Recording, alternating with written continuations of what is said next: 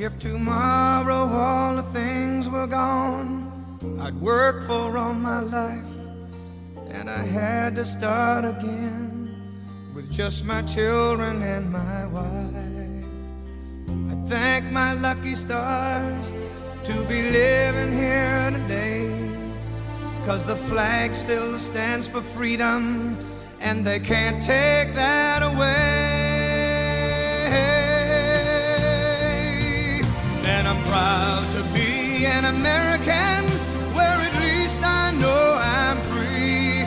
And I won't forget the men who died, who gave that right to me. And I gladly stand up next to you and defend her still today, 'cause there ain't no doubt I love this land. God bless the USA. Omar Abdurrahman, he was able to escape Egypt and come to the United States because people in the US government believed that this guy is on our side. This guy fought against the Soviets, helped to defeat the Soviets, so there's no way he is going to have any animosity towards the United States. They were wrong. Some of the assassins who took a direct role were hung to death, and some of them were able to be released, like the blind sheikh. Despite his extreme views, the sheikh is acquitted and released from prison. In 1990, he flees to Sudan, where the American consulate misses his name on a watch list and mistakenly issues a visa.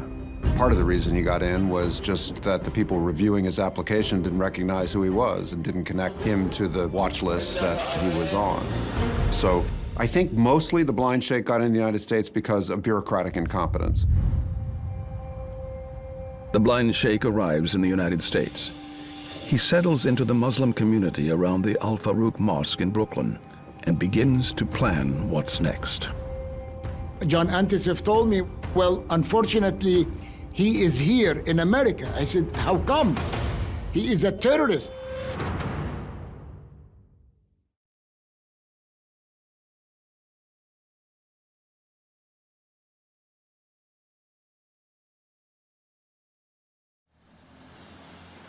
Prepared to give their lives as hand-picked soldiers in a war against the United States, the four men return to Germany, where they follow strict orders issued to them by their recruiter, Khalid Sheikh Mohammed.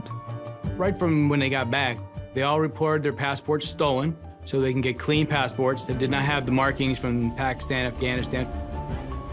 Applied for US visas, shaved their beards, became more westernized, and then come to the United States to start their training. Why was that FBI cable initially blocked? And why did it take the CIA agents who knew that Al-Midar and Al-Hazmi were in the US so long to share that information with the FBI? I believe that what happened was the CIA learned that there were two al-Qaeda operatives that had flown from Bangkok and were in Los Angeles at the time. I believe they saw that as an opportunity to approach them and see if they could develop them as intelligence sources. Probably violated the rules about what CIA can do. But more importantly, it took an enormous risk if it happened, because it risked allowing al-Qaeda operatives to be in the United States. The CIA declined to comment on Richard Clarke's theory. But former FBI agent Mark Rossini shares Clarke's suspicions. Group of people had a delusional belief that they could recruit somebody in a cell, and it got out of hand. And they kept the FBI purposely out of it because they didn't want the FBI interfering with their little fantasy James Bond operation. That's what happened. That I'm proud to be an American, where at least I know I'm free.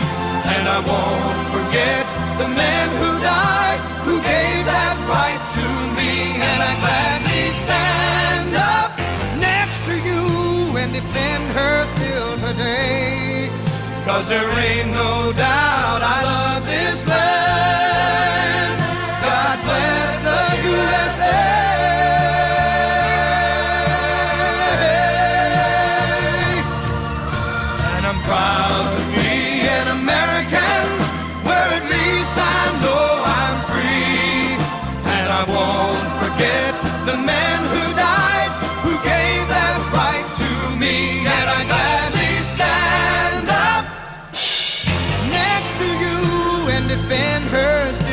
today, 'cause there ain't no doubt